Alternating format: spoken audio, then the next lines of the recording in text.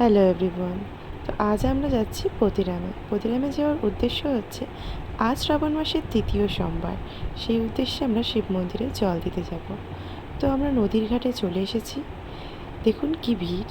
তারপরে নদীঘাট থেকে জল নিয়ে ওখানকার নদীর পাড়ে শিব মন্দিরে জল দিয়ে মন্দির প্রাঙ্গণে চলে এসেছি।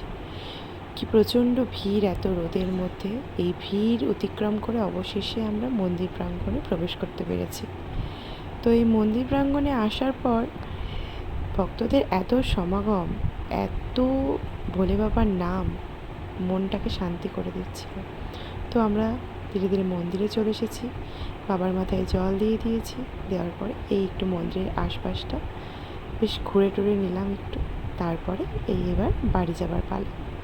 তো আমরা এবার বাড়ি চলে যাচ্ছি। তো এই বাড়ি চলে এসেছি। তো আমার আজকের ভিডিওটি ভালো লাগলে একটা লাইক, কমেন্ট আর আমার চ্যানেলটি সাবস্ক্রাইব করে দেবেন।